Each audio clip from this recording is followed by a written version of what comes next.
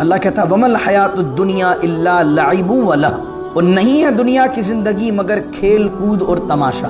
یعنی دنیا کی زندگی اگر آخرت کے مقابلے میں دیکھو گے، ویسے تو دنیا کی زندگی میدان عمل ہے، اگر آدمی اس زندگی کو بھی خوبصورت گزارے، اللہ کی فرما برداری میں گزارے تو دنیا کی زندگی بھی اعلیٰ ہے، لیکن اگر تم دنیا کی زندگی کو آخرت کی زندگی سے کمپیئر کرو گے تو اللہ کہتا ہے ومل حیات الدنیا، اور نہیں ہے دنیا کی زندگی مگر لعب و لہو، صرف تماشا ہے، کھیل ہے، کود ہے، اس کے علاوہ دنیا کی زندگی میں ہے کیا؟ اور کسی نے بڑی اچھی مثال دی کہ دنیا کی زندگی ایک فلم کی طرح ہے، 3 گھنٹے کی فلم ہے، 4 گھنٹے کی فلم ہے، کسی کو رول دیا جا رہا ہے اس کے اندر جناب بادشاہ کا، کسی کو رول دیا جا رہا ہے ہیرو کا، کسی کو رول دیا جا رہا ہے ویلن کا، اور جس دن فلم ختم ہو جانی ہے تو اصل پتہ چلنا ہے کہ اصل مالک ہے کون۔ تو دنیا کی اس 4 سالہ یا 5 سالہ یا 60 سالہ یا 100 سالہ زندگی کے اندر جو اس کو رول ملا ہے وہ اس کو پرماننٹ رول نہ سمجھے گی، تو فلم کا رول ہے۔ جب فلم کا پیک اپ ہوگا اور اللہ کی عدالت لگے گی تو اس کی عدالت کے اندر جب کھڑا ہونا ہے تو پتہ چلے گا کہ تم کچھ نہیں ہو۔ تو دنیا کے اندر ٹیمپریری طور پر تمہیں عہدے دیے گئے تاکہ اللہ تمہیں آزمائے کہ تم ان اختیارات کا، ان مال و دولت کا کس طرح استعمال کرتے ہو، بندوں کے حقوق کو ادا کرتے ہو کہ غصب کرتے ہو۔ وَمَا الْحَيَاةُ الدُّنْيَا إِلَّا لَعِبٌ وَلَهْوٌ، یہاں پر یہ بیان کیا گیا کہ کیا دنیا کی زندگی میں ہر کھیل کود منع، اس سے کیا مراد ہے؟ تو علامہ سعیدی صاحب نے نور اللہ مرقدہ لکھا ہے واحلل عقدۃ من لسانی یفقهوا قولی اللهم صل علی سیدنا ومولانا محمد معدن الجود والکرم وآلہ وصحبہ وبارک وسلم۔ قد خسر الذین کذبوا بلقاء اللہ حتی اذا جاءتهم الساعة بغتة قالوا یا حسرتنا على ما فرطنا فيها وهم يحملون اوزارهم على ظهورهم الا ساء ما يزرون۔ صدق اللہ مولانا العظیم۔ سورہ انعام کی آیت نمبر 31 ہے اور 7ویں سپارے کے 10ویں رکوع کا آغاز ہے۔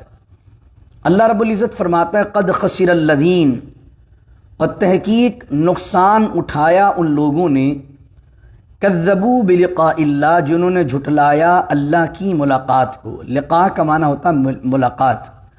عربی لوگ جب الوداع ایک دوسرے کو کہتے ہیں، جو کہتے ہیں نا سی یو، ہمارے انگلش میں کہتے ہیں سی یو، اردو میں کہتے ہیں پھر ملیں گے، تو اس طریقے سے جب عربی الوداع کہتے ہیں تو آپ کہتے ہیں الی اللقاء۔ الی اللقاء کا معنی پھر ملیں گے، تو لقاء معنی ملاقات، تو وہی لفظ استعمال ہوا۔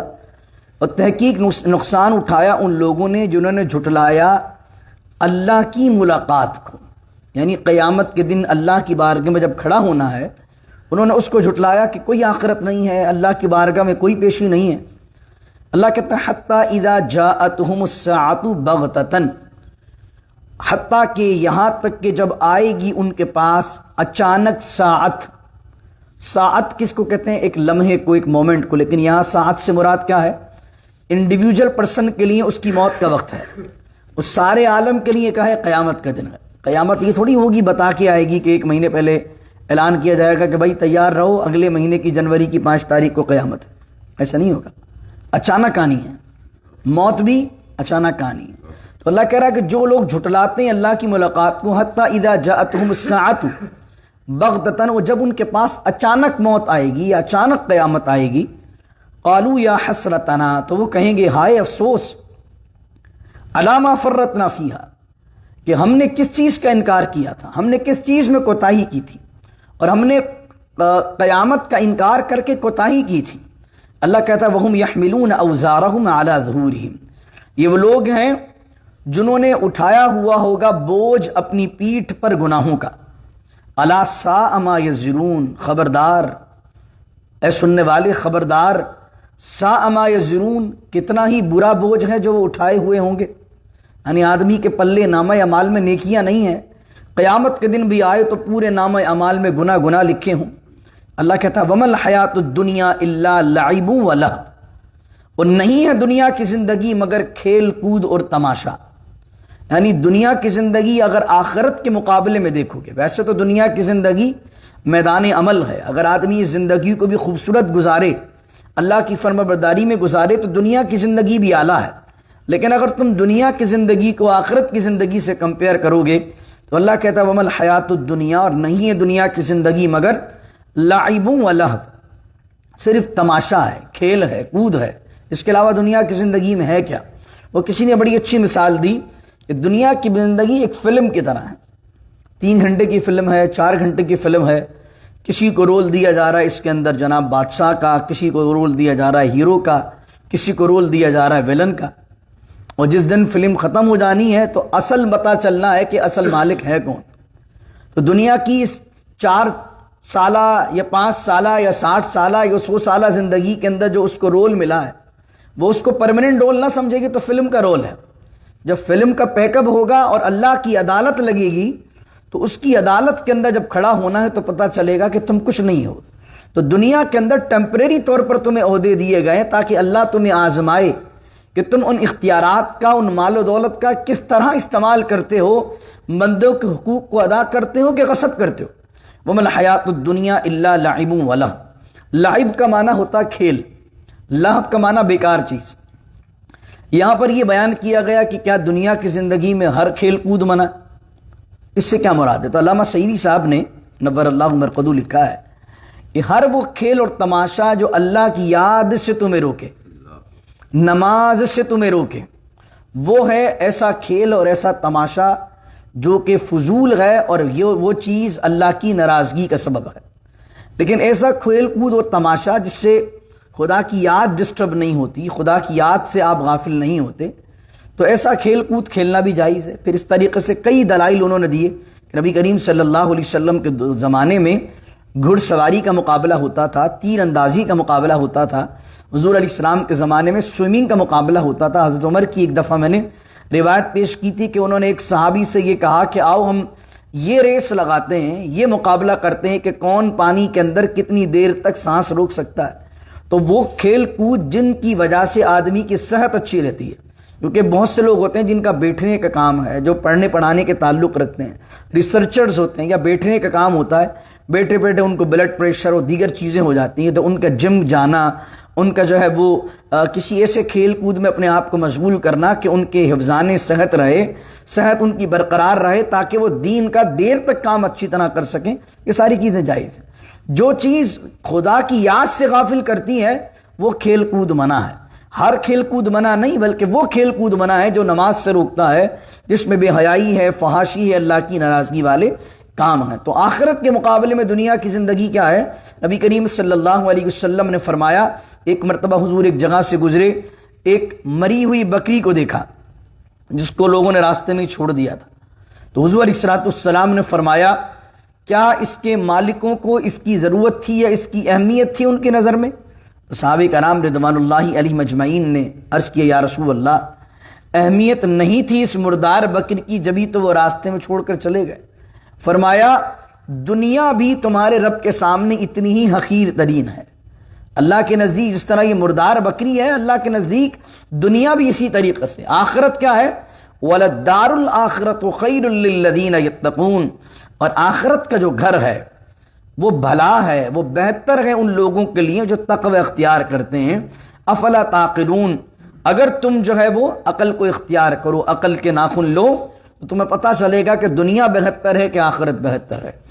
قد نعلم انه ليحزنك الذي. اب یہ جو آیتیں آ رہی ہیں ترجمہ اس کا الگ الگ انداز سے لوگوں نے کیا، لیکن جب ہم ان آیات کا ترجمہ کرتے ہیں تو ہم سب سے پہلے ایک چیز کا خیال رکھتے ہیں، وہ ہے ادب مصطفیٰ صلی اللہ علیہ وسلم.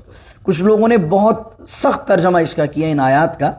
ان آیات کا پہلے مفہوم سمجھیے تاکہ آیات سمجھنے میں آسانی ہو. نبی کریم صلی اللہ علیہ وسلم 40 سال تک آپ دعوت اخلاق دیتے رہے، دعوت کردار دیتے رہے. حضور علیہ السلام کو دشمن بھی صادق و امین کہا کرتے تھے. نبی کریم صلی اللہ علیہ وسلم کا کریکٹر پورے عرب میں مشہور تھا. آپ کی ذات جو ہے وہ امانت اور دیانت اور عدالت کا مرکز ہوا کرتی تھی. اب نبی کریم صلی اللہ علیہ وسلم نے دین کی دعوت کو دینا شروع کیا. جب دین کی دعوت کو دینا شروع کیا تو لوگوں نے انکار کرنا شروع کیا. لوگ انکار کرتے گئے، اور اس وجہ سے نہیں کہ آپ کو وہ جھوٹا سمجھتے تھے، بلکہ اس وجہ سے کہ ابو جہل سے ایک دوسرے کافر نے الگ سے ایک اکیلے میں پوچھا کہ یار یہ بتاؤ، سچ سچ بتاؤ، کیا یہ اللہ کے رسول ہیں کہ نہیں؟ اس نے کہا کہ یار ہیں تو یہ اللہ کے رسول، کیونکہ انہوں نے کبھی بھی جھوٹ نہیں بولا، لیکن حج کے سارے انتظام آلریڈی قریش کے پاس ہی ہیں، ان کے قبیلے کے پاس ہی ہیں. اگر نبوت بھی ان میں مان لیں گے تو دوسرے قریش کے قبیلوں کے پاس کیا رہے گا؟ تو اللہ کے نبی تو ہیں یہ، لیکن اس وجہ سے ہم نہیں مانتے کہ ساری چیزیں ان کے قبیلے میں چلی جائیں گی۔ تو اب ہوتا کیا تھا کہ نبی کریم صلی اللہ علیہ وسلم کی بات کا انکار کرتے تھے، تو حضور بار بار دعوت دیتے تو حضور کا دل رنجیدہ ہوتا، حضور غم کے عالم میں ہو جاتے، غمناک ہو جاتے کہ میں بار بار کہتا ہوں، بار بار سمجھاتا ہوں، بار بار ان کو سمجھاتا ہوں، بار بار تبلیغ کرتا ہوں اور یہ بار بار میری بات کا انکار کرتے ہیں۔ تو اللہ نے اپنے حبیب کی دلجوئی کے لیے کلام نازل فرمایا۔ اس کے بعد اگلی آیت جو آئے گی اس کا بھی رب سن لیجیے، وہ بھی کچھ لوگوں نے ترجمہ بہت سخت کیا ہے، لیکن ایک ترجمہ میں نے پڑھا صبح ابھی آتے ہوئے میرا دل باغ باغ ہوا، جس کے اندر جو ادب کے موتی ہیں نا، ادب مصطفیٰ صلی اللہ علیہ وسلم کے موتی، وہ اس مترجم نے پروئے ہوئے تھے۔ اللہ اکبر۔ تو اگلا ترجمہ اگلی آیت کا جو ہے اس کے پس منظر یہ ہے کہ مشرکین مکہ آئے اور مشرکین مکہ نے کہا کہ آپ کوئی معجزہ دکھائیں، اور معجزہ کیسا ہونا چاہیے؟ جس طرح جناب موسیٰ نے معجزہ دکھایا، جس طرح جناب عیسیٰ نے معجزہ دکھایا۔ جناب موسیٰ کا معجزہ کیا تھا کہ من سلوا آسمان سے اتر رہا تھا، دریائے کے اندر راستہ نکل گیا تھا۔ اس طریقے سے جو ہے عیسیٰ علیہ السلام نے دسترخوان کے لیے دعا کی تھی، دسترخوان نازل ہو گیا تھا۔ اس طرح کے جو فزیکلی دکھنے والے معجزے تھے، آپ اس طرح کا کوئی معجزہ دکھائیں۔ اب اللہ کی عادت کریمہ ہوتی ہے، یا تو اللہ بن مانگے بغیر ڈیمانڈ کیے اللہ اپنے نبیوں سے معجزے ظاہر کروا دیتا، اور اگر لوگ ڈیمانڈ کریں اور ڈیمانڈ پر معجزہ دکھایا جائے اور پھر قوم نہ مانے تو اس کی عادت کریمہ کیا ہے؟ پھر کیا آتا ہے؟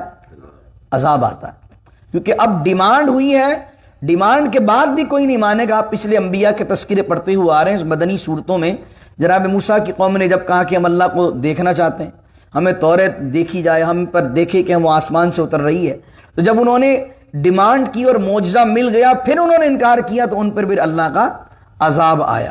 تو یہاں پر نبی کریم صلی اللہ علیہ وسلم سے وہ ڈیمانڈ کرتے، اور اللہ نہیں چاہتا تھا کہ ان کے پاس ایسی دلیل بھیج دے معجزے کی کہ ان میں سے کچھ لوگ ایسے بدبخت تھے کہ اللہ جانتا تھا وہ پھر بھی انکار کریں گے۔ تو اب جب انکار کر دیں گے تو اس کی قدرت کا رول کیا تھا کہ ڈیمانڈ پر معجزہ آئے گا اور نہ ماننے والوں پر پھر کیا آئے گا؟ عذاب آئے گا۔ تو اللہ کو معلوم تھا کہ ان کی نسلوں میں لوگ مسلمان ہونے والے، اللہ کو معلوم تھا ان کے قبیلے کے لوگ مسلمان ہونے والے۔ اور دوسری جگہ اللہ نے فرمایا تھا وَمَا كَانَ اللَّهُ لِيُعَذِّبَهُمْ وَأَنْتَ فِيهِمْ، اے حبیب ہم ان کو عذاب کیسے دیں کہ آپ خود اس میں بنفس نفیس موجود۔ اے حبیب آپ جب تک موجود ہیں تو آپ کی رحمت کی وجہ سے یہ عذاب سے بچتے ہیں۔ تو اللہ رب العزت نے اپنے حبیب کو فرمایا۔ اب حضور کیا چاہتے تھے؟ حضور یہ چاہتے تھے کہ بھئی یہ جو ڈیمانڈ کر رہے ہیں نا، میں ان کی ڈیمانڈ کو پورا کر دوں تاکہ یہ ایمان لے آئے۔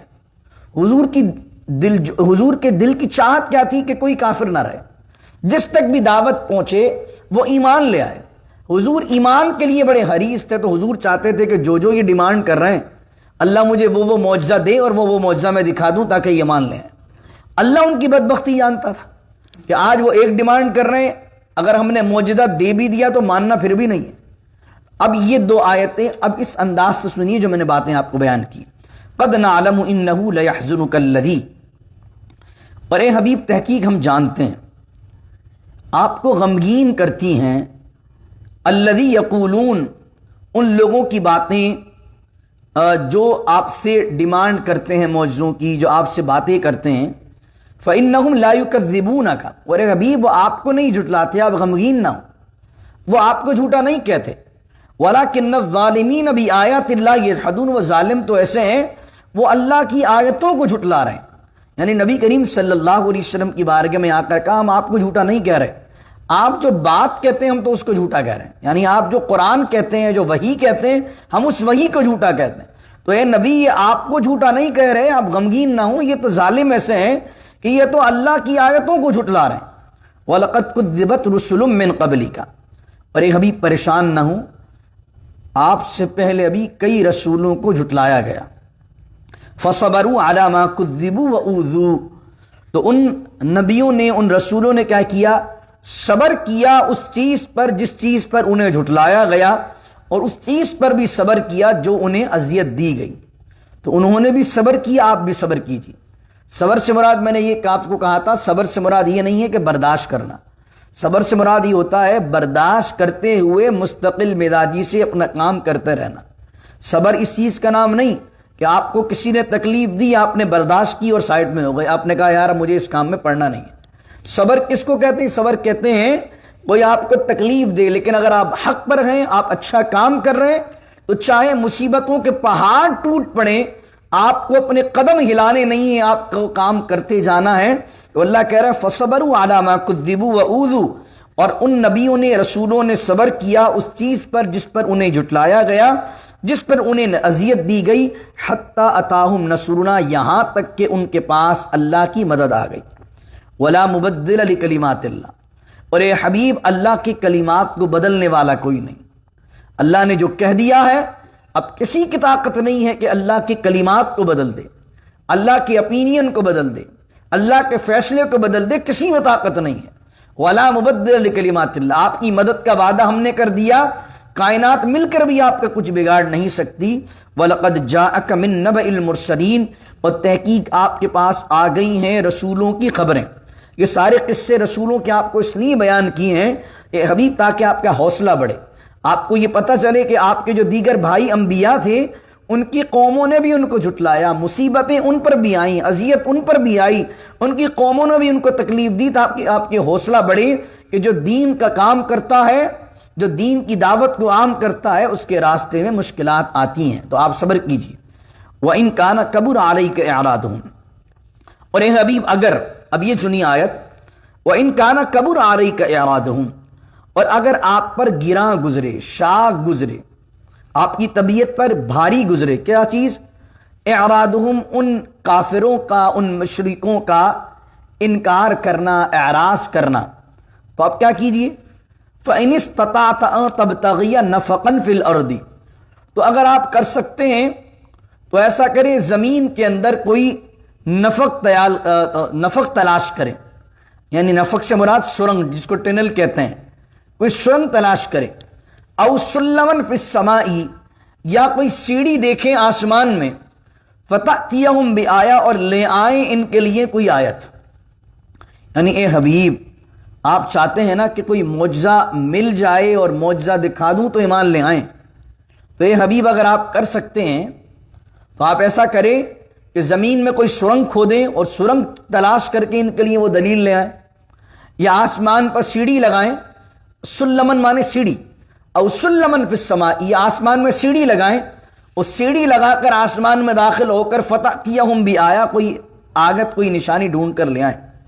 وَلَوْ شَاءَ اللَّهُ، اے میرے پیارے حبیب، وَلَوْ شَاءَ اللَّهُ لَجَمَعَهُمْ، اگر اللہ چاہتا تو ضرور ان سب کو جمع کر دیتا، علی الہدی، ہدایت پر۔ اگر اللہ چاہتا تو سب کے ایمان کو ابو بکر جیسا کر دیتا۔ اللہ کے لیے کوئی مشکل تھی کہ سب کو مشرک بنائے؟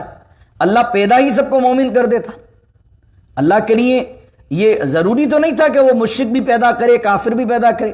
اگر اللہ چاہتا تو اللہ سب کو مسلمان بنا دیتا۔ تو اے حبیب ان کی ڈیمانڈ پر ہم نہیں چلیں گے کہ یہ کہیں کہ یہ کرو تو ایمان لائیں گے، یہ ہمیں ڈیمانڈ والے ایمان نہیں چاہیے کہ میرا کام ہوگا تو میں یہ کام کروں گا۔ تو اس وجہ سے ڈیمانڈنگ معاملات نہیں ہونے چاہیے۔ اس لیے علماء نے منت کیوں پسند نہیں کیا ہے؟ منت کو علماء نے، جو صوفیاء ہیں، صوفیاء کے یہاں منت ان کے یہاں ٹھیک نہیں ہے۔ ٹھیک سے مراد یہ نہیں کہ جائز نہیں ہے، مراد یہ کہ منت کا جو عمل ہے وہ اس لیے انداز سے درست نہیں ہے کہ آپ اللہ سے کنڈیشن لگا رہے ہوتے ہیں، اللہ میرا یہ کام ہوگا تو روزہ رکھوں گا، اللہ یہ میرا کام ہوگا تو نماز پڑھوں گا، اللہ یہ میرا کام ہوگا تو عمرے پہ جاؤں گا۔ جائز ہے لیکن صوفیاء کی نظر میں مستحسن نہیں ہے۔ بھائی اللہ تو تمہیں ویسے ہی بہت دے رہا ہے تو نمازیں تو پڑھنی ہے۔ اللہ تو تمہیں دن رات اتنی نعمتیں عطا کر رہا ہے تو اس سے کنڈیشن کیا لگا رہے ہو؟ جب وہ وداؤٹ کنڈیشن تمہیں روزی دے رہا ہے تو تم عبادت کرنے میں اس کے ساتھ کیا کنڈیشن لگاتے ہو؟ تو یہاں اللہ فرما رہا ہے وَلَوْ شَاءَ اللَّهُ لَجَمَعَهُمْ عَلَى الْهُدَىٰ، اور اگر اللہ چاہتا تو ضرور جمع کر دیتا انہیں ہدایت پر۔ فَلَا تَكُونَنَّ مِنَ الْجَاهِلِينَ، تو اے حبیب آپ کے دل میں جو رحمت اور کرم ہم نے پیدا کیا ہے، کہیں یہ رحمت اور کرم کا زیادہ ہونا آپ کو ان کی بدبختی سے بے خبر نہ کر دے۔ حالانکہ لفظ یہاں پر جاہلین کا آیا ہے، لیکن جو میں نے ترجمہ پڑھا مجھے ایمان تازہ ہوا، انہوں نے بہت خوبصورت ترجمہ کیا۔ اے حبیب آپ کے دل میں جو رحم ہے، جو کرم ہے، ان کے ایمان لانے کی جو حرص آپ کے دل میں ہے، کہیں یہ رحمت اور یہ شفقت ان کی بدبختی سے کہ وہ ایمان نہیں لائیں گے، اس چیز سے آپ کو بے خبر نہ کر دے، اس چیز سے آپ کو لا علم نہ کر دے۔ یہ ترجمہ ہے ادب والا۔ کچھ لوگوں نے بڑے سخت ترجمے کیے اس کے، یہ اللہ کی اور اپنے حبیب سے بات ہے کہ حضور چاہ رہے ہیں اور اللہ بتانا چاہ رہا ہے کہ ایمان اللہ کو کون سا پسند ہے۔ اللہ کو ایمان وہ پسند ہے جو بغیر ڈیمانڈ کے دل سے ہو۔ بغیر ڈیمانڈ کے کیسے ہو؟ جیسے بلال حبشی ایمان لائے، انہیں کوئی دنیا کا لالچ نہیں تھا، مکے کی تپتی ریت پر کہتے تھے یہ بلال عشق نبی کی مجھ کو سزا بار بار دو۔ ان کا مالک مکے کی دھوپ میں ان کو ننگی کمر کے ساتھ لٹاتا تھا اور مارتا تھا، پھر بھی آپ کہتے تھے احد احد احد، اللہ ایک ہے، اللہ ایک ہے، اللہ ایک ہے۔ اللہ کو چاہیے ایسے ایمان، اللہ کو ایسے ایمان نہیں چاہیے جو مطلبی ہو، مفاد پرست ایمان ہو، کہ کہے بھائی میرا یہ کام کرو گے تو ایمان لاؤں گا، نہیں ہوگا تو ایمان نہیں لاؤں گا۔ تو ایسے ایمان کی اللہ کو حاجت نہیں، ضرورت نہیں۔ پھر فرمایا انما یستجیب الذین یسمعون، اور بے شک جواب وہی دیتے ہیں، مانتے وہی ہیں آپ کی بات کو جو سنتے ہیں دل سے۔ اس سے مراد کیا ہے؟ جو دل سے توجہ سے بات سنے گا، مانے گا آپ کی بات، وہ جس کا ذہن ہی نہیں آپ کو سننے کا، وہ آپ کی بات بھی نہیں مانے گا۔ کچھ لوگ گفتگو کرنے آتے ہیں، قائل کرنے آتے ہیں، قائل ہونے نہیں آتے۔ آپ دیکھتے ہیں مذہبی بحث جو ہوتی ہے، ایک زمانے کے اندر بہت ساری، ہمیں بھی ذوق تھا کافی لوگوں سے مسلک کی گفتگو کرنے کا، کوئی آتا تھا ہمارے پاس، یہ کیوں کرتے ہو، یہ کیوں کرتے ہو۔ یقین اللہ کا فضل ہے، کم عمری کے اندر وہ تمام دلائل پڑے ہوئے تھے، جو میلاد شریف کا عقیدہ ہے، نیاز کا عقیدہ، بچپن سے الحمدللہ جو ہمارے عقیدے ہیں بزرگوں کے۔ اب کوئی بندہ ہم سے بحث کرنے آتا تو ہمیں ایک زمانے کے اندر بڑا مرغوب، میرا فیوریٹ سبجیکٹ ہوا کرتا تھا، تو میں کہتا بھائی آ جاؤ وہاں میدان میں، خیر نہیں تمہاری بھی۔ لیکن آہستہ آہستہ عادتیں بدل جاتی ہیں، آہستہ آہستہ میچورنس آ جاتی ہے۔ اب میری طبیعت کو خود ذاتی طور پر اس طرح کے بحث مباحثے پسند نہیں، میں ان بحث و مباحث، اکثر آپ نے دیکھا ہوگا میں بات ہی کرتا ہوں کہ یار ان بحث و مباحثوں میں کچھ رکھا نہیں ہے کہ آپ اس پر بحث کریں کہ ہاتھ سینے پر باندھیے کہ ناف کے نیچے باندھیے، رفع دین کیجئے کہ نہیں کیجئے۔ ایک زمانہ تھا جب میں نے درس نظامی کمپلیٹ کیا تھا 2011 کا، تو 2012-13 کے جو میرے 2 سال گزرے درس نظامی کے بعد میرے فیوریٹ مشغلہ تھا یہ کوئی وہابی آ جائے اور کہے کہ رفع دین کرنا چاہیے کہ نہیں چاہیے، میں کہا بھائی آ جاؤ بھائی اب میدان میں، اب تمہیں بتائیں گے کہ ہم رفع دین کیوں نہیں کرتے۔ وہ دلائل دیتا رفع دین کرنے پر، ہم کہتے رفع دین نہ کرنے پر۔ وہ دلائل دیتا سینے پر ہاتھ باندھنا چاہیے، ہم دلائل دیتے سینے پر نہیں باندھنا چاہیے، ہم کہتے بھائی ناف کے نیچے باندھنا چاہیے۔ اس زمانے میں ایسا شدت کے ساتھ معاملہ ہوتا تھا، لیکن آہستہ آہستہ آہستہ آہستہ آدمی کے اندر اگر میچورنس آتی ہے، آدمی میں اگر بردباری آتی ہے، تو اس کو پتہ چلتا ہے کہ دین میں کیا کیا چیزیں ضروری ہیں اور کس چیز پر بحث ہونی چاہیے اور کس چیز پر بحث لا حاصل ہے۔ ایک چیز جو حضور سے ثابت ہے لیکن 3-4 مرتبہ ثابت ہے، ثابت تو ہے، وہ بھی امام مالک کا موقف ہے، وہ بھی امام شافعی کا موقف ہے، وہ بھی امام احمد بن حنبل کا موقف ہے، وہ سارے کے سارے امام ہمارے سر کے تاج ہیں۔ ہم تقلید کرتے ہیں امام اعظم ابو حنیفہ کی، تو اعمال کے اندر ہم بحث کرنے میں اب پرہیز کرتے ہیں۔ عقیدے میں اب بھی ہم مناظرہ کرتے ہیں، کیونکہ عقیدے پہ تو ہم کمپرومائز کرتے ہی نہیں۔ اگر عقیدہ ہے تو عقیدے کے اندر ہم اب دلیل سے ثابت کرتے ہیں کہ یہ عقیدہ ہم رکھتے ہیں تو کیوں رکھتے ہیں۔ لیکن عرض میں کر رہا ہوں کہ اگر کبھی بھی بحث ہونی چاہیے تو بحث میں کیا ہونا چاہیے؟ ایک دوسرے کو سنیے، سامنے والے کی سنیے، اپنی سنائیے، اور دونوں سن کر فیصلہ کیجئے کہ حق بات کون کہہ رہا ہے۔ آج آپ دیکھیں جو بحث ہوتی ہے، جو بندہ بحث کر رہا ہے وہ اپنے آپ کو 100% رائٹ سمجھتا ہے، جس سے بحث کر رہا ہے وہ بندہ بھی اپنے آپ کو 100% رائٹ سمجھتا ہے۔ جب دونوں ہی اپنے آپ کو رائٹ سمجھتے ہیں تو مجھے بتائیے اس کا رزلٹ کیا آنا ہے؟ کچھ نہیں آنا ہے۔ 4 گھنٹے تک ایک دوسرے کو گالیاں دیتے رہیں گے، کوئی رزلٹ نہیں آنا۔ اگر ہاتھ دونوں کے دونوں اس نیت کے ساتھ بیٹھیں کہ ہو سکتا ہے میں غلطی پر ہوں، سامنے والا سوچے میں غلطی پر ہوں، تو قرآن و سنت جو چیز مینشن کر دیں گے اور قرآن و سنت سے جو بات ثابت ہو جائے گی، میں اپنے آپ کو گرا دوں گا، قرآن کی بات مان لوں گا۔ اس طرح کی تو بحث ہے ہی نہیں۔ اور پھر جہالت ہم میں سب سے بڑی یہ ہے کہ ہم کسی کی حماقت بھی بغیر پڑھے کرتے ہیں، کسی کی مخالفت بھی بغیر پڑھے کرتے ہیں۔ جس کے لوگ آج نعرے لگاتے ہیں نا، ایک لمحے کے لیے اس سے پوچھ لیجئے جس کا تو نعرے لگا رہا ہے اس کے بارے میں جانتا کیا؟ حماقت بھی بغیر پڑھے کرے گا، کوئی ریسرچ نہیں ہوگی۔ کسی کو جو گالیاں دے رہا ہوگا اس کو کہے گا تو کبھی ملا ہے، تو نے کبھی اس کی کتاب پڑھی ہے، تو نے اس کے کبھی لیکچر سنے؟ اس نے سنے، میں نے سنا ہے کہ بندہ بہت برا آدمی ہے۔ تو ہم اس دور میں وہ جہالت کے دور میں ہیں، کہ جو حمایت بھی بغیر پڑھے کرتے ہیں اور مخالفت بھی بغیر پڑھے کرتے ہیں. تو قرآن نے اصول کیا دیا؟ انما یستجیب الذین یسمعون، اور مانتے وہی ہیں جو غور سے سنتے ہیں. سامنے والے کے سن لیجئے، سمجھ میں آئے گی بات، اللہ نے ہدایت کا نور دل میں رکھا ہوگا، دل میں اتر جائے گی، ہدایت پا جائیں گے. والموت، اے حبیب، اور جن کے دل مردہ ہیں، یبعثہم اللہ، تو اللہ قیامت کے دن اٹھائے گا انہیں، ثم الیہ یرجعون، اور پھر وہ اس کی طرف لوٹیں گے. اللہ انہیں بتائے گا کہ جو تم نے بات میرے حبیب کی دنیا میں نہیں سنی، وہی بات آج محشر کے میدان میں تمہیں بتائیں گے، حق ہے، وہ سچ ہے. وقالو، اب کیا ہوا کہ مشرکین نے اس بات کو پکڑ لیا. اب وہ جو اگلی آیت آ رہی، مشرکین نے کہا کہ دیکھو معجزہ نہیں آ رہا ہے تو بس اس بات کو پکڑ کے بیٹھ جاؤ کہ وہ دکھاؤ تو مان لائیں گے. اس طرح سارے کام ان کے ساتھ، کوئی آدمی ہو جس کو نہیں ماننی ہے بات، تو آپ اس کے ساتھ 100 بھلائیاں کر دیں، وہ 100 بھلائی یاد نہیں رکھے گا، بلکہ وہ ایک بات پکڑ کے بیٹھ جائے گا. یہ تو کیا نہیں آپ نے، یہ تو ہوا نہیں آپ سے.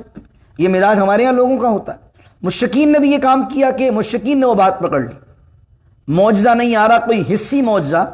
وقالوا لولا نزل علیہ آیۃ من ربی، وہ کہنے لگے کیوں نازل نہیں ہوتا ان پر، یعنی آقا صلی اللہ علیہ وسلم پر، ان کے رب کی طرف سے کوئی نشانی. قل ان اللہ قادر علی ان ینزل آیۃ، اے حبیب فرما دیجئے کہ بے شک اللہ قدرت رکھتا ہے کہ کوئی بھی نشانی، کوئی بھی کسی بھی طرح کا معجزہ اپنے نبی پر نازل کر دے. وَلَكِنَّ أَكْثَرَهُمْ لَا يَعْلَمُونَ، لیکن ان میں سے اکثر ہیں جو جانتے نہیں ہیں کہ اللہ کی معجزہ نازل کرنے میں حکمت کیا ہوتی ہے. نبی کریم صلی اللہ علیہ وسلم یا دیگر انبیاء کے بعد معجزات تو ہیں، اختیار تو ہیں، لیکن وہ اپنا اختیار اور اپنا معجزہ تبھی دکھاتے ہیں جب اللہ کی طرف سے انہیں اجازت ہوتی ہے. وَمَا مِن دَابَّةٍ فِي الْأَرْضِ وَلَا طَائِرٍ يَطِيرُ بِجَنَاحَيْهِ إِلَّا أُمَمٌ أَمْثَالُكُمْ. 2-3 آیت بچی اور رکوع مکمل کرتے ہیں ہم. وَمَا مِن دَابَّةٍ فِي الْأَرْضِ، اور زمین میں کوئی جاندار ایسا نہیں ہے، وَلَا طَائِرٍ يَطِيرُ بِجَنَاحَيْهِ، اور آسمان میں اڑنے والا کوئی پرندہ جو 2 پروں سے اڑتا ہے ایسا نہیں ہے، إِلَّا أُمَمٌ أَمْثَالُكُمْ، مگر وہ تمہاری طرح ایک مخلوق ہے اللہ کی، تمہاری طرح، امثالکم، تمہاری طرح ہی وہ ایک اللہ کی مخلوق ہے. اس سے مراد کیا ہے؟ اس سے مراد یہ کہ کائنات میں جتنی بھی شے ہے، چاہے وہ زمین پر چلنے والے جانور ہوں یا آسمان میں اڑنے والے پرندے ہوں، سب کو معلوم ہے کہ ان کا خالق کون ہے؟ اللہ ہے. سب کو معلوم ہے کہ قیامت کے دن ان کا بھی اللہ حساب لے گا. ما فرطنا فی الکتاب من شیء، اور اللہ نے ہم نے کوئی کمی نہیں رکھی ہے کتاب میں کسی بھی چیز کی. فرطنا کا معنی کسی چیز کا کم کرنا. ما فرطنا فی الکتاب، ہم نے کتاب میں کسی چیز کی کمی نہیں رکھی. اس سے مراد کیا ہے؟ لوح محفوظ. الکتاب سے ایک مراد کیا ہے؟ لوح محفوظ، یعنی جس نے جو عمل کیا ہے ہم نے اس کو لوح محفوظ میں لکھ دیا ہے، اس کو لوح محفوظ میں لکھ لیا ہے. جو جانوروں تک نے کیا ہے وہ بھی لوح محفوظ میں لکھا ہوا.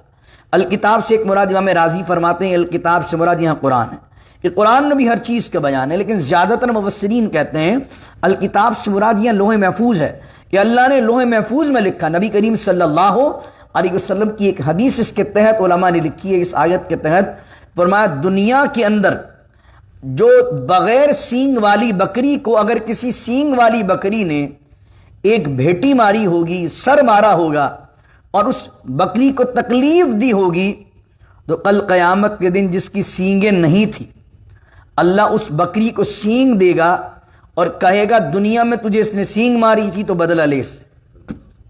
اللہ قیامت کے دن بدلہ دلوائے گا اس بکری سے جس کے سینگ نہیں تھے، اور اس کو بھیٹی پڑوائے گا جس کے سینگ تھے. یہاں یہ بتانا مقصود ہے کہ دنیا میں اگر کسی کے پاس طاقت ہے، دنیا میں اگر کسی نے ظلم کیا ہے، جبر کیا ہے، اگر وہ دنیا میں بچ بھی جائے کسی غریب پر، کسی مظلوم پر ظلم کر کے، تو جب اللہ قیامت کے دن بکریوں کے درمیان بدلہ کروائے گا تو سوچئے جس نے بندوں کے حق مارے ہوں گے، جنہوں نے بندوں کے حقوق کھائے ہوں گے، اللہ ان کا کیا کرے گا. یہاں یہ سوچ لیجئے کہ معاملات کتنے اہم ہیں. عبادت تو اہم ہے دین میں، لیکن لوگوں کے ساتھ جو ملنا جلنا ہے، معاملات ہیں، وہ دین میں کتنے اہم ہیں. ثم الی ربہم یحشرون، اور پھر وہ اپنے رب کی طرف جمع کیے جائیں گے. یہاں پر ایک مثال سمجھ لیجئے، سورۃ کہف کے اندر ایک آیت آتی ہے قل انما انا بشر مثلکم. تو سلفی جو ہمارے بھائی ہیں وہ اس پر ایک بات یہ کہتے ہیں کہ دیکھو حضور نے فرمایا اے حبیب فرما دیجئے میں تمہاری طرح بشر ہوں. تو اس کے تحت جب وہ اس کو ایلوبریٹ کرتے ہیں، اس کو ایکسپلین کرتے ہیں، تو اس کے اندر کچھ اس طرح کی باتیں کرتے ہیں جو حضور صلی اللہ علیہ وسلم کی شایع نشان نہیں. وہ کہتے ہیں کہ دیکھو اللہ نے کہا اے حبیب فرما دیجئے میں تمہاری طرح بشر ہوں، تو حضور تو ہمارے جیسے ہیں، ہماری طرح ان کے دو ہاتھ ہیں، ہماری طرح ان کی دو آنکھیں ہیں، ہماری طرح وہ چلتے تھے پھرتے تھے. ہم یہ کہتے ہیں نبی کریم صلی اللہ علیہ وسلم کے بارے میں یہ کہنا کہ وہ ہماری طرح تھے، یہ حضور کی شایع نشان نہیں ہے. حضور علیہ الصلوۃ والسلام بے مثل و بے مثال تھے. اب یہ کہ بھائی مثلکم اللہ نے کہا نا، مثلکم کا معنی کہ تمہارے جیسے، تمہارے مثل. تو ہم کہتے ہیں اچھا وہ آیت آپ نے دیکھ لی، اب آؤ دوسری آیت سمجھاتے ہیں آپ کو. دوسری آیت کیا؟ یہ آیت نمبر 38. یا اللہ نے کہا کہ آسمان میں اڑنے والے پرندے اور زمین میں چلنے والے جانور الا امم امثالکم، یہ تو تمہاری طرح ہے. یہاں بھی تو اللہ نے مثل کا لفظ استعمال کیا نا. تو کوئی علامہ صاحب کو کہتے کہ علامہ صاحب آپ تو بالکل سور کی طرح ہیں. تو مجھے بتائیے وہ آدمی اچھا محسوس کرے گا کہ برا محسوس کرے گا؟ وہ کہے گا یار تم نے مجھے سور سے ملا دی. ہم نے کہا قرآن پڑھ رہے ہیں ہم تو. اللہ کیا کہہ رہا ہے؟ زمین میں چلنے والا جو جانور ہے اور آسمان میں چلنے والا جو اڑنے والا جو پرندہ الا امم امثالکم، وہ تو تمہاری مثل ہے، تمہارے جیسا ہے. تو اگر بندر کو تمہارے جیسا ہم نے کہہ دیا، اگر کتے کو ہم نے تمہارے جیسا کہہ دیا، اگر ہم نے سور کو تمہارے جیسا کہہ دیا، اس میں بے عزتی کہاں سے ہوئی؟ تو آپ کہیں گے نہیں بھائی امثالکم سے یہاں مراد ہے کہ اللہ کو جاننے میں ہم جیسا ہے، اللہ کی مخلوق ہونے میں ہم جیسا ہے، لیکن بحیثیت انسان اشرف المخلوقات ہونے کے لحاظ سے ہم جاندار سے افضل ہیں. تو جب کتے کو تم سے ملایا جائے تو تمہاری بے عزتی ہوتی ہے. تو ایک عام انسان کو رسول اللہ سے ملا دیا جائے تو کیا حضور کی شان کے خلاف نہیں ہوتا؟ اللہ اکبر. رسول کریم علیہ الصلوۃ والسلام کا سننا ہمارے جیسا ہے.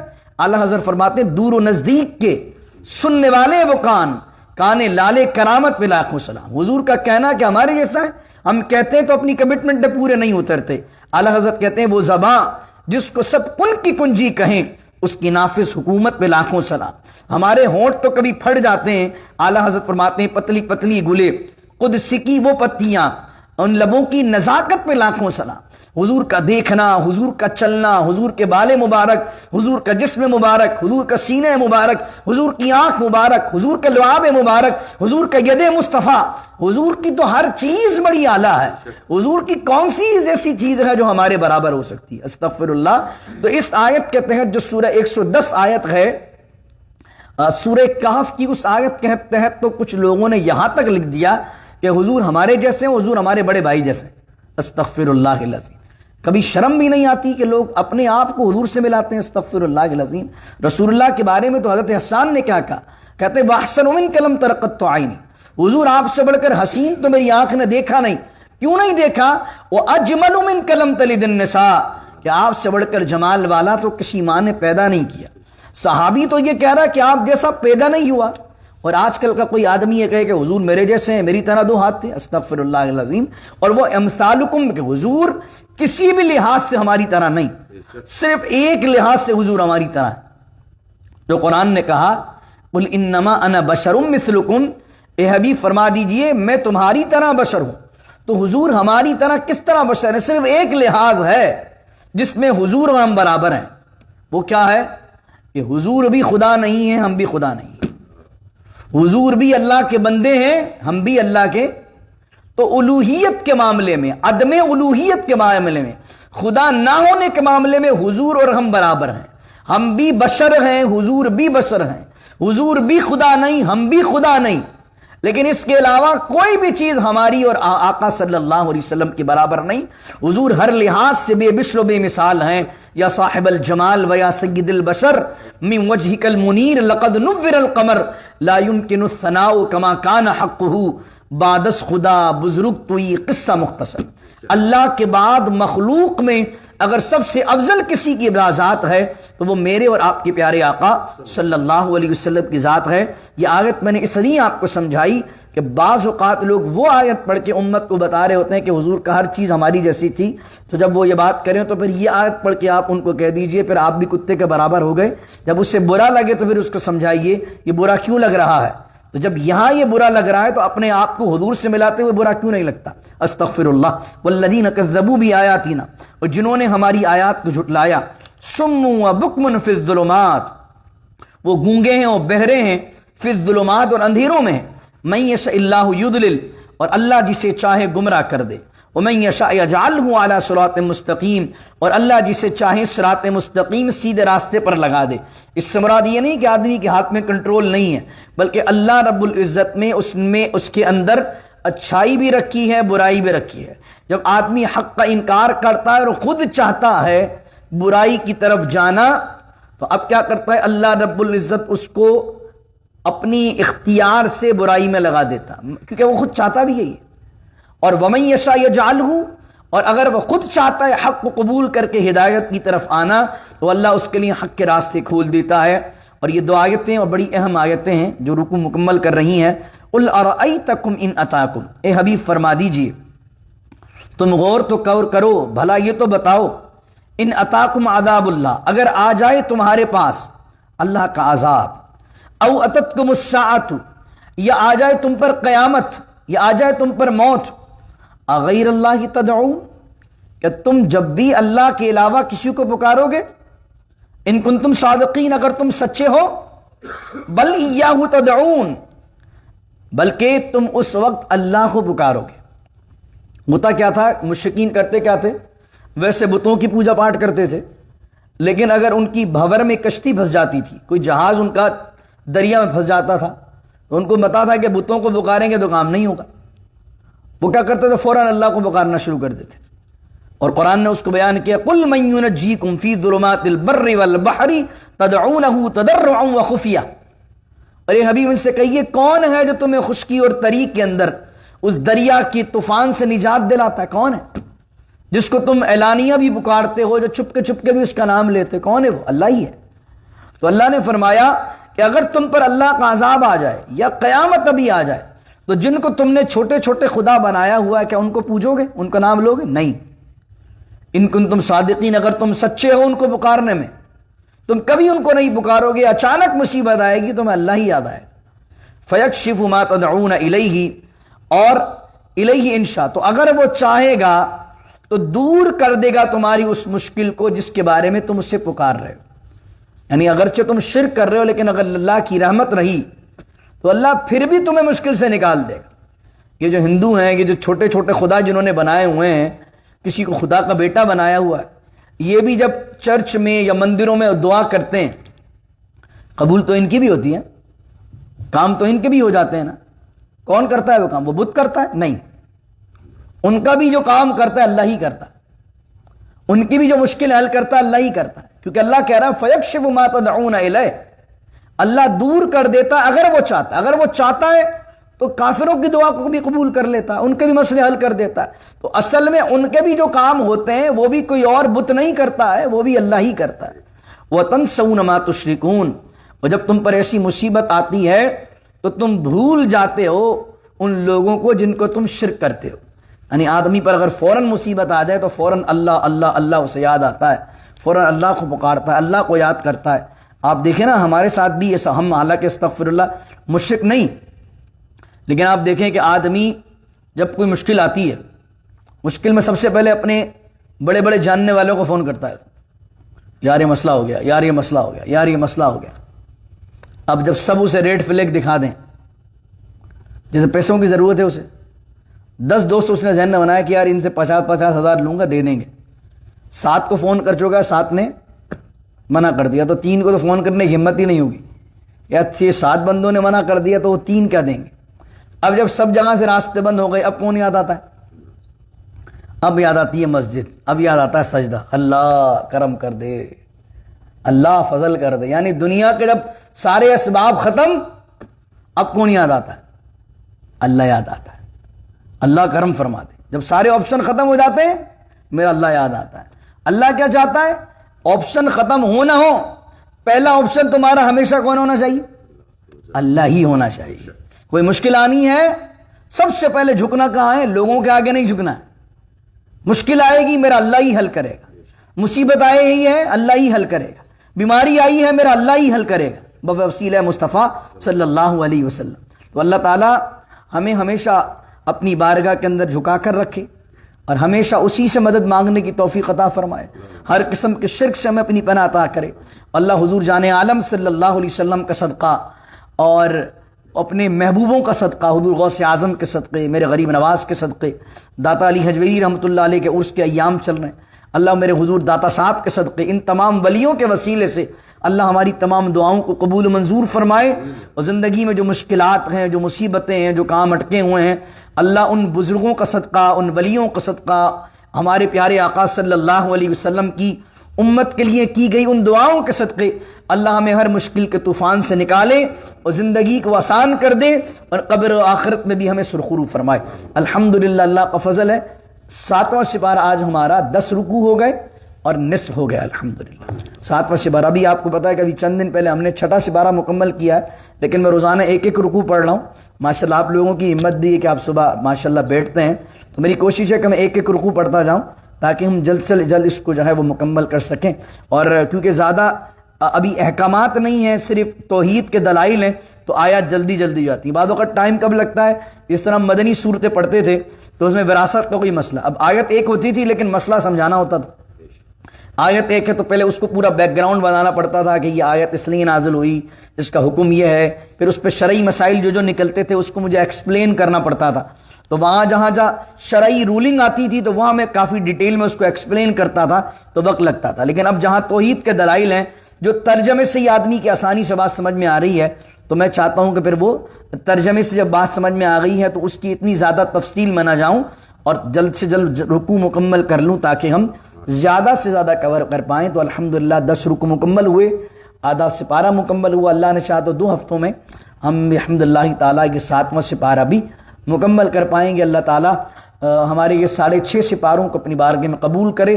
اس میں جو کچھ غلطیاں کوتاہیاں میری جانب سے ہوئی ہیں یقیناً وہ میری خطا ہے، میری لغزش ہے، میں اللہ سے معافی مانگتا ہوں۔ اگر میرے منہ سے کوئی ایسا جملہ نکلا ہو جو قرآن کے خلاف ہے، حدیث کے خلاف ہے، جذبات میں، یا کوئی ایسی بات میری منہ سے نکلی ہو جو قرآن و حدیث کا حصہ نہیں ہے یا قرآن و حدیث کی تعلیم کے خلاف ہے، تو میں آپ سب کو گواہ بنا کر اللہ کی بارگاہ میں توبہ کرتا ہوں۔ اللہ میری توبہ کو قبول فرمائے، اللہ مجھے معاف فرمائے، اور جو میں نے حق بیان کیا ہے اور اپنی چھوٹی موٹی کاوش کی ہے، چھوٹی بوٹی محنت کی ہے، اللہ تعالیٰ اس کو قبول کر لے، اور اللہ تعالیٰ اس کا صدقے سے میری دنیا کی مشکلوں کو دور فرما دے اور قبر و آخرت بھی روشن فرما دے، اور اس سارے معاملے میں مجھے اخلاص عطا فرمائے، للہیت عطا فرمائے، دکھاوے سے بچائے، حب جاہ سے بچائے، اپنے ولیوں میں مجھے اور آپ کو شامل فرمائے۔ بسم اللہ الرحمن الرحیم، الحمدللہ رب العالمین، والصلاة والسلام علی اشرف الانبیاء والمرسلین۔